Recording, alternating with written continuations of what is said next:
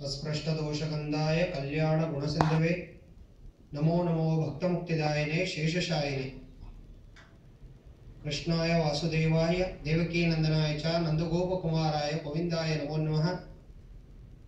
प्रथमो हनुमन्नाम द्वितीयो भीमयो च पूर्णप्रज्ञतृतीयस्तु भगवत्कार्यसाधकः चित्रे प्रतिश्च गम्भीरैर्वाक्ये मानेरखण्डिते गुरुभावं व्यञ्जयन्ति भाति श्रीजतीर्थवा पदवाक्य प्रमाणाब्धि विक्रीडित विशारदां लक्ष्मी नारायण वन्दे विद्यागुरुं नमः। प्रत्यकल्पितकल्पोऽयं प्रत्यर्थगजकेसरी व्यासतीर्थगुरुर्भूयात् अस्मदिष्टार्थसिद्धे भक्तानां मानसाम्भोज भानवे कामधेनवे नमताः कल्पतरवे विजेन्द्रगुरुवे नमः।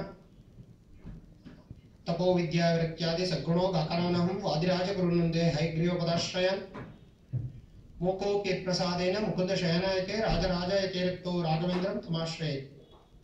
श्रीकृष्ण चरणाम्बोज युगलासक्तमानसां विद्यापयोनिधिगुरुं वन्देऽहं बुद्धिशुद्धये शुकशास्त्र सुधाम्बोधि चलतं हंसभूं विद्या वाचस्पति मध्ये श्रीकृष्ण पदसंशुतम् आपादमूलपर्यन्तं गुरूणाम् आकृतिं स्मरेत् तेन विज्ञाः प्रणश्यन्ति सिद्ध्यञ्चितमनोक्ताः। हरि ओं श्रीगुरुभ्यो नमः। ವಿಶೇಷವಾದಂತಹ ಶ್ರೀ ಗುರು ಸಾರ್ವಭೌಮರ ಆರಾಧನಾ ಮಹೋತ್ಸವ ಈ ದಿವಸ ಇಡೀ ಪ್ರಪಂಚದಲ್ಲಿ ಎಲ್ಲರೂ ಆಚರಣೆ ಮಾಡಿ ಪ್ರತಿಯೊಬ್ಬರೂ ಸ್ಮರಣೆ ಮಾಡುವಂತಹ ಮಹನೀಯರು, ಜ್ಞಾನಿಗಳು, ಮಂತ್ರಾಲಯ ಪ್ರಭುಗಳು, ರಾಯರು. ಪ್ರತಿಯೊಂದು ಪುಟ್ಟ ಮಗುವಿನಿಂದ ಹಿಡಿದು ವಯೋವೃದ್ಧರ ತನಕ ನಮಗೆ ಗುರುಗಳ ಅನುಗ್ರಹ ಅಂದರೆ ಮಂತ್ರಾಲಯ ರಾಘಪ್ಪ, ಭಗವಂತ ಅಂದರೆ ತಿರುಪತಿ ತಿಮ್ಮಪ್ಪ ಅಂತ ನಾವೆಲ್ಲ ಜಗತ್ತಿಗೆ ವಿಖ್ಯಾತವಾಗಿರುವಂತಹ ಪ್ರಚಲಿತದಲ್ಲಿರುವಂತಹ ಹೆಸರು. ಅಂತಹ ಮಂತ್ರಾಲಯ ಪ್ರಭುಗಳ ಆರಾಧನಾ ಮಹೋತ್ಸವದಲ್ಲಿ ಎಲ್ಲರಿಗೂ ಒಂದು ವಿಚಾರ ಇರುತ್ತೆ. ಏನು ಇವತ್ತು ವ್ಯಾಸರಾಜ ಮಠದ ಬಗ್ಗೆ, ವೈಶಿಷ್ಟ್ಯದ ಬಗ್ಗೆ ಹೇಳ್ತಾ ಇದ್ದಾರಲ್ಲ ಅಂತ. ಶ್ರೀ ರಾಘವೇಂದ್ರ ಗುರುಸಾರ್ವಭೌಮರ ಪೂರ್ವ ಅವತಾರವೇ ಶ್ರೀ ವ್ಯಾಸರಾಜರ ಅವತಾರ, ವ್ಯಾಸರಾಜರ ಪೂರ್ವ ಅವತಾರವೇ ಶ್ರೀ ಪ್ರಹ್ಲಾದರಾಜರು. ಹೀಗೆ ಭಗವಂತನ ಅನುಗ್ರಹದಿಂದ 3 ಅವತಾರಗಳನ್ನ ಕಲಿಯುಗದಲ್ಲಿ ಅವರು ಅವತಾರ ಮಾಡಿ ಜಗತ್ತೆಲ್ಲರಿಗೂ ಭಗವಂತನ ಆಜ್ಞೆಯ ಅನುಸಾರವಾಗಿ ಕ್ಷಣ ಕ್ಷಣದಲ್ಲೂ ಅನುಗ್ರಹವನ್ನು ಮಾಡಿ ಇವತ್ತು ನಿಮ್ಮೆಲ್ಲರನ್ನು ಇವತ್ತು ನಾವೆಲ್ಲ ನೋಡ್ತಾ ಇರಬಹುದು. ನಮಗೆ ಪ್ರತಿಯೊಬ್ಬರಿಗೂ ಜ್ಞಾನಭಕ್ತಿ ವೈರಾಗ್ಯಗಳನ್ನು ಕೊಟ್ಟು ಕಾಮಧೇನು ಕಲ್ಪವೃಕ್ಷಂತೆ ಅಲ್ಲಿ ಕೂತು ನಮಗೆ ಅನುಗ್ರಹವನ್ನು ಮಾಡ್ತಾ ಇದ್ದಾರೆ ಮಂತ್ರಾಲಯ ಪ್ರಭುಗಳು. ಈ ಒಂದು ನಮ್ಮ ಶ್ರೀಮಠದ ಶ್ರೀ ವ್ಯಾಸರಾಜರ ಪರಂಪರೆಯಲ್ಲಿ ವಿಶಿಷ್ಟವಾದಂತಹ ಇನ್ನೊಂದು ಕಾರ್ಯಕ್ರಮ ಯಾವುದು ಅಂದರೆ ಪ್ರತಿನಿತ್ಯದಲ್ಲಿ ನಡೆಯುವುದು. ಏನು ಶ್ರೀ ವ್ಯಾಸರಾಜರು ಕೃಷ್ಣದೇವರಾಜರಿಗೆ ರಾಜಗುರುಗಳಾಗಿದ್ದರು, ಅವರಿಗೆ ಬಂದಂತಹ ಕೃಷ್ಣದೇವರಾಜರಿಗೆ ಬಂದಂತಹ ಕುಹಯೋಗವನ್ನು 3 ಕಾಲುಗಳಿಗೆ ಮಾತ್ರ ಅವರಿಗೆ ಕುಹಯೋಗ ಇದೆ. ಆ ಕುಹಯೋಗ ಅಂದ್ರೆ ಮರಣಯೋಗ, ಅದನ್ನ ಪರಿಹಾರ ಮಾಡಿದಂತಹ ಮಹನೀಯರು, ತಪಸ್ವಿಗಳು ಶ್ರೀ ವ್ಯಾಸರಾಜರು. ಕುಹಯೋಗ ಅಂದ್ರೆ ಬೇರೆ ಏನೂ ಇಲ್ಲ. ಆ ದಿವಸ ಅವರು ಸಿಂಹಾಸನವನ್ನ ಏರುವ ಸಂದರ್ಭದಲ್ಲಿ ಈ ಪಟದಲ್ಲಿ ಕಾಣ್ತಾ ಇದೆ, ಸರ್ಪ ಒಂದು ವಸ್ತ್ರವನ್ನ ಕೊಟ್ಟಿರೋದು. ಆ ಸರ್ಪ ಅಗ್ನಿಗೆ ಆಹುತಿ ಆಗ್ತಾ ಇರೋದು. ಇಲ್ಲಿ ಕೆಳಗಡೆ ಸರ್ಪ ಕಾಣ್ತಾ ಇದೆ. ಆ ಸರ್ಪ ಅದಕ್ಕೆ ಪಕ್ಕದಲ್ಲಿ ಕರವಸ್ತ್ರ ಯಾವಾಗಲೂ ಇರಬೇಕು. ಬೇರೆ ಮಠಗಳಲ್ಲಿ 1 ಇಡ್ತಾರೆ, ನಮ್ಮ ಮಠದಲ್ಲಿ 2 ಇಡುವ ಸಂಪ್ರದಾಯ. ಯಾಕೆಂದ್ರೆ ಅಂದಿನಿಂದ ಬಂದಿರುವ ಒಂದು ಸಂಪ್ರದಾಯ. ಆ ಶೇಷದೇವರು ಬಂದು ಸಿಂಹಾಸನದ ಮುಂದೆ ಆ ಒಂದು ಸರ್ಪ ಬಂದು ನಿನ್ನ ಸಂದರ್ಭದಲ್ಲಿ ವ್ಯಾಸರಾಜರು ಸರ್ಪ ಭಾಷೆಯಲ್ಲಿ ಮಾತಾಡಿ, ಯಾಕೆಂದ್ರೆ ಗುರುಗಳು ಆಶೀರ್ವಾದ ಮಾಡಿದ್ರು, ಸಹಸ್ರ ಜಿಹ್ವೆಯುಳ್ಳ ಶೇಷನೇ ಕೊಂಡಾಡಬೇಕು ವ್ಯಾಸರಾಜರ ಸನ್ಯಾಸ ದೀಕ್ಷೆಯ ಅಂತ ಶ್ರೀ ಶ್ರೀಪಾದರಾಜರು ವ್ಯಾಸರಾಜರಿಗೆ ಹಾಡಿ ಹೊಗಳಿ ಅನುಗ್ರಹವನ್ನು ಮಾಡಿರ್ತಾರೆ. ಬ್ರಹ್ಮಣ್ಯ ತೀರ್ಥರ ಆಶೀರ್ವಾದವೇ ಶ್ರೀಮದ ಜೈತೀರ್ಥರು ಮತ್ತು ಶ್ರೀಮದ್ ಆಚಾರ್ಯರು ಮಧ್ವಾಚಾರ್ಯರ ಸಂಪೂರ್ಣ ಅನುಗ್ರಹದಿಂದ ವ್ಯಾಸರಾಜರಿಗೆ ಈ ಒಂದು ಎಲ್ಲ ವೈಭವ, ಈ ಒಂದು ತಪಸ್ಸಿನ ಶಕ್ತಿ ಬರಲಿಕ್ಕೆ ಕಾರಣರಾಗುತ್ತೆ. ಆ ಸಂದರ್ಭದಲ್ಲಿ ಬಂದಂತಹ ಸರ್ಪ ಆ ಕರವಸ್ತ್ರನ ಆ ಸರ್ಪ ಭಾಷೆಯಲ್ಲಿ ಮಾತಾಡಿದ ನಂತರ ಭಗವಂತನ ಆಜ್ಞಾನುಸಾರವಾಗಿ ನನಗೆ ಆಜ್ಞೆ ಆಗಿದೆ, ನಾನು ಇಲ್ಲಿ ಕೂತಿದ್ದೀನಿ, ನಿನಗೆ ಭಗವಂತ ಆಜ್ಞೆ ಮಾಡಿದ್ದೇನೆ, ಅಲ್ಲಿ ಹೋಗಿ ನಿನ್ನ ಕಾರ್ಯವನ್ನ ನೀನು ನಡೆಸುವಂತ. ಹಾಗಾಗಿ ನೀನು ಬಂದ ಕಾರ್ಯವೂ ಆಗ್ಬೇಕು. ಆದ್ರೆ ನೀನು ಯಾರನ್ನ ಆ ಒಂದು ಕುಹಯೋಗಕ್ಕೆ ಆ ಒಂದು ನಿಮಿತ್ತ ಇತ್ತ ವ್ಯಕ್ತಿ ಅವರು ಇಲ್ಲಿಲ್ಲ ಅಂತ ನಿಂಗೆ ಅನ್ನಿಸ್ಬೋದು. ಹಾಗಾಗಿ ಅವರು ಕೂತಂತ ಸಿಂಹಾಸನ ತಗೋ, ಈ ವಸ್ತ್ರವನ್ನ ಮುಟ್ಟು ನೀನು ಹೊರಡು ಅಂತ ಆ ಸರ್ಪಕ್ಕೆ ಆಜ್ಞೆ ಮಾಡುವ ಶಕ್ತಿ ನಮ್ಮ ಶ್ರೀ ವ್ಯಾಸರಾಜರಲ್ಲಿ. ಆ ಕುಹಯೋಗ ಪರಿಹಾರ ಆಗತ್ತೆ 3 ಕಾಲುಗಳಿಗೆ. ಅದು ಪರಿಹಾರ ಮಾಡಿದ ನಂತರದಲ್ಲಿ ಶ್ರೀ ಸಾಷ್ಟಾಂಗ ನಮಸ್ಕಾರಗಳನ್ನು ವ್ಯಾಸರಾಜರಲ್ಲಿ ಮಾಡ್ತಾ ಬಂಗಾರದ ಶಾಸನದಲ್ಲಿ ಬರೀತಾರೆ, ರಾಜಾದಿರಾಜ ಸಂಪೂಜ್ಯ ಸರ್ವ ವೈಷ್ಣವ ಶೇಖರ ಗಜಗತ್ವರ ಕರ್ನಾಟಕ ಸಿಂಹಾಸನಗತ ಪ್ರಭು ಅಂತ ವ್ಯಾಸರಾಜರಿಗೆ ಅದನ್ನ ಸಮರ್ಪಣೆಯನ್ನು ಮಾಡ್ತಾರೆ. ಏನು ಈಗ ದರ್ಬಾರಿನ ಕಾಲದಲ್ಲಿ ಅಪರಾಕ್ ಅಂತ ಹೇಳ್ತಾರೋ, ಹಗಲು ದಿವಿಟಿಗೆ, ನಗಾರಿ, ಚಾಮರ, ಹಸಿರು ಪೇಟ, ಹಸಿರು ಶಾಲು, ಇದಿಷ್ಟು ನಮ್ಮ ಶ್ರೀಮಠದ ಒಂದು ಸಿಂಬಲ್ ಅಂತ ಏನ್ ಹೇಳ್ತಾರೋ ಅದು ಲಾಂಛನವಾಗಿ ಅದು ಹೊರಟಿದೆ. ಅಂದಿನಿಂದ ಇಂದಿನ ತನಕ ಅವಿಚ್ಛಿನ್ನವಾಗಿ ಭಗವಂತನ ಅನುಗ್ರಹದಿಂದ ನಡೀತದೆ. ಅಂದು ಶ್ರೀ ಕೃಷ್ಣದೇವರಾಜರು ವ್ಯಾಸರಾಜರಲ್ಲಿ ಪ್ರಾರ್ಥನೆಯನ್ನು ಮಾಡ್ತಾರೆ. ಭಗವಂತನ ಆಜ್ಞಾನುಸಾರವಾಗಿ ನನ್ನ ಕುಹಯೋಗವನ್ನ ಪರಿಹಾರ ಮಾಡಿದ್ರಿ ಸ್ವಾಮಿ.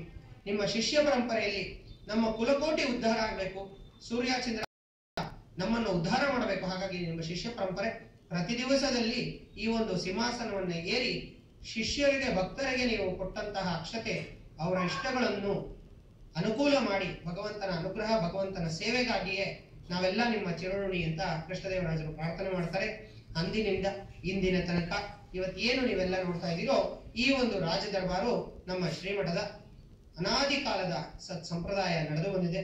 ವಿಶೇಷವಾಗಿ ಈ ಜಿ ವಾಹಿನಿ, ಜಿ ವಾಹಿನಿ ಅಂದ್ರೆ ಜಿ ವಾಣಿ ಅಂದ್ರೆ ಆನಂದ್ ಗುರೂಜಿಯವರ, ವಿಶೇಷವಾಗಿ ಡಾಕ್ಟರ್ ಆನಂದ್ ಗುರೂಜಿಯವರ ಒಂದು ಮಹರ್ಷಿ ವಾಣಿಯ ಮುಖಾಂತರ ಶ್ರೀ ವ್ಯಾಸರಾಜರು, ಶ್ರೀ ಪ್ರಹ್ಲಾದರಾಜರು, ಶ್ರೀ ಇವತ್ತಿನ ಆರಾಧನ ಪುರುಷರಾದಂತಹ ಮಂತ್ರಾಲಯ ಪ್ರಭುಗಳ ವಿಚಾರವನ್ನ ಪ್ರತಿಯೊಬ್ಬರಿಗೂ ಮನೆ ಮನೆಯಲ್ಲೂ, ಮಂತ್ರಾಲಯಕ್ಕೆ ಹೋಗಿ ನೋಡ್ಲಿಕ್ಕಾಗಲ್ಲ ಅಥವಾ ಯಾವುದೋ ಊರಿನಲ್ಲಿ ಇರ್ತಾರೆ, ಇಲ್ಲಿ ಸಂಸ್ಥಾನಕ್ಕೆ ಬಂದು ಇಷ್ಟು ವಿಶೇಷ ಪರ್ವಕಾಲ ರಾಯರ ಆರಾಧನೆ ಅಂದ್ರೆ ಬೇರೆ ಏನೂ ಅಲ್ಲ.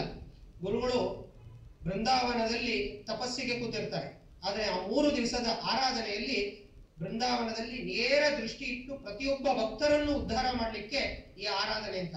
ಅವ್ರಿಗೆ ಏನು ಬೇಕಾದಿಲ್ಲ, ಯಾಕಂದ್ರೆ ಅವರು ಬೃಂದಾವನ ಆದಾಗ ಎಲ್ಲವನ್ನು ತ್ಯಜಿಸಿ ಬೃಂದಾವನಸ್ಥರಾಗಿರ್ತಾರೆ, ಭಗವಂತನ ಧ್ಯಾನಸ್ಥರಾಗಿ ಕೂತಿರ್ತಾರೆ. ಆದ್ರೆ ನಮ್ಮೆಲ್ಲರನ್ನು ಉದ್ಧಾರ ಮಾಡ್ಲಿಕ್ಕೆ ಶ್ರೀ ಮಂತ್ರಾಲಯ ಪ್ರಭುಗಳು ನಮಗೆಲ್ಲ ಜ್ಞಾನ ಭಕ್ತಿ ವೈರಾಗ್ಯಗಳನ್ನು ಕೊಟ್ಟು ಸಕಲ ಐಶ್ವರ್ಯಗಳನ್ನು ಕೊಟ್ಟು ಈ ಒಂದು ಡಾಕ್ಟರ್ ಮಹರ್ಷಿ ಆನಂದ್ ಗುರೂಜಿಯವರ ಈ ಒಂದು ಮಹರ್ಷಿ ವಾಣಿಯ ಮುಖಾಂತರ ಪ್ರತಿಯೊಬ್ಬರಿಗೂ ಪ್ರತಿಯೊಬ್ಬ ವ್ಯಕ್ತಿಯ ಕಷ್ಟ ಕಾರ್ಪಣ್ಯಗಳನ್ನ ಪರಿಹಾರ ಮಾಡ್ಲಿಕ್ಕೆ ಜಿ ವಾಹಿನಿಯವರು, ಜಿ ವಾಣಿ ಅಂತಾನೂ ಹೇಳಬಹುದು, ಇದರಲ್ಲಿ ಅನ್ಯತಾ ಏನು ಇಲ್ಲ. ಹಾಗಾಗಿ ಜಿ ವಾಣಿಯೇ ಮಹರ್ಷಿ ವಾಣಿ ಅಂತ ನಾವು ತಿಳಿದುಕೊಂಡು, ಯಾಕಂದ್ರೆ ಅವರು ಜಿ ವಾಹಿನಿಗೆ ಹೇಳೋದ್ರಿಂದ ಅದು ಮಹರ್ಷಿ ವಾಣಿನೇ ಜಿ ವಾಣಿ ಆಗಿರೋದು. ಯಾಕಂದ್ರೆ ಪ್ರತಿಯೊಂದು ಕ್ಷಣದಲ್ಲೂ ಪ್ರತಿಯೊಬ್ಬರಿಗೂ ನಾವು ಡಾಕ್ಟರ್ ಆನಂದ್ ಗುರೂಜಿ ಅವರ ಬಗ್ಗೆ ಹೇಳಬೇಕು ಅಂದ್ರೆ ಬಹಳಷ್ಟು ವಿಚಾರಗಳನ್ನು ಕೇಳಿದೀವಿ, ಬಹಳಷ್ಟು ಜನಕ್ಕೆ ಪರಿಹಾರಗಳನ್ನು ಹೇಳಿದ್ದಾರೆ. ಅದೆಲ್ಲವೂ ಪರಿಹಾರ ಆಗಿದೆ. ಉದಾಹರಣೆಗೆ ಇವತ್ತು ಪ್ರತ್ಯಕ್ಷವಾಗಿ ನೋಡಿದೀವಿ. ಹಾಗಾಗಿ ಇದೆಲ್ಲವನ್ನು ನಾವು ಯಾಕೆ ತಿಳಿಸ್ತಾ ಇದೀವಿ ಅಂದ್ರೆ ಪ್ರತಿಯೊಬ್ಬರು ಗುರು ರಾಯರ, ಗುರು ಮಂತ್ರಾಲಯ, ಗುರು ಸಾರ್ವಭೌಮರ ಆರಾಧನಾ ದಿವಸದಲ್ಲಿ ಎಷ್ಟು ಸಾಧ್ಯವೋ ನಮಗೆ ಆಗುವ, ನಮ್ಮ ಬುದ್ಧಿಗೆ ಎಷ್ಟು ಶಕ್ತಿ ಇದೆಯೋ ಅಷ್ಟು ಭಗವಂತನಿಗೆ ಸೇವೆಯನ್ನ ತಲುಪಿಸಲಿಕ್ಕೆ ಅವರ ಪಾದಗಳಿಗೆ ಸಮರ್ಪಣೆ ಮಾಡುವ ಕೆಲಸವನ್ನು ನಾವು ಮಾಡೋದು ಅತ್ಯಂತ ಉತ್ತಮ ಅಂತ ಹೇಳ್ತಾ, ವಿಶೇಷವಾಗಿ ಬಂದಂತಹ ಎಲ್ಲ ಜಿ ವಾಹಿನಿಯವರು ಇರ್ಬೋದು, ಮಹರ್ಷಿ ಆನಂದ್ ಗುರೂಜಿ ಕಡೆಯವರ ಅವರ ಸಿಬ್ಬಂದಿ ವರ್ಗದವರು ಇರ್ಬೋದು, ಈ ಒಂದು ಗುರುರಾಯರ ಆರಾಧನೆ ದಿವಸ ಅಂದ್ರೆ ವ್ಯಾಸರಾಜರ ಮತ್ತೊಂದು ಅವತಾರ, ಪ್ರಹ್ಲಾದರಾಜರ ಮತ್ತೊಂದು ಅವತಾರ, ಇದೆಲ್ಲದಕ್ಕೂ ಮುಖ್ಯ ಹರಿ ಸರ್ವೋತ್ತಮ. ಅಂತಹ ಹರಿ ಸರ್ವೋತ್ತಮವೇ ಪುನಃ ವಾಯುದೇವರಿಗೆ ವಾಯುಜೀವೋತ್ತಮರಾಗಿ ಕೊಟ್ಟಂತಹ ಈ ಸೂರ್ಯ ಚಂದ್ರರು ಹೇಗಿದ್ದಾರೋ ಹಾಗೆ ಹರಿ ಸರ್ವೋತ್ತಮ, ವಾಯುಜೀವೋತ್ತಮ ಇವರಿಬ್ಬರನ್ನ ನಂಬಿದರೆ ಸಕಲ ಕಷ್ಟಗಳು ಪರಿಹಾರ ಆಗಿ ಭಗವಂತನ ಅನುಗ್ರಹ ಕಡಾಖಂಡಿತವಾಗಿ ಎಲ್ಲಿ ಬೇಕಾರೋ ಘಂಟಾಘೋಷದಿಂದ ಹೇಳಬಹುದು. ಇಂತಹ ಒಂದು ಮಹರ್ಷಿ ವಾಣಿಯ ಮುಖಾಂತರ ನಿಮ್ಮೆಲ್ಲರಿಗೂ ಈ ರಾಯರ ಆರಾಧನೆ, ಭಗವಂತ ನೀವೇನು ಪ್ರಾರ್ಥನೆ ಮಾಡ್ತೀರೋ ಗುರು ರಾಯರು ಬೃಂದಾವನದಲ್ಲಿ ನೆಲೆಸಿ ಎಲ್ಲರಿಗೂ ಭಗವಂತ ಆಯುರ ಆರೋಗ್ಯ ಐಶ್ವರ್ಯವನ್ನು ಕೊಟ್ಟು ರಕ್ಷಣೆ ಮಾಡಲಿ ಅಂತ ಹೇಳ್ತಾ ನಾರಾಯಣ ಸ್ಮರಣೆ ಮಾಡ್ತಾ ಇದೀವಿ. ವಿಶೇಷವಾಗಿ ಕಿಮಲಬ್ಧಂ ಭಗವತೆ ಪ್ರಸನ್ನೆ ಶ್ರೀನಿಕೇತನೆ.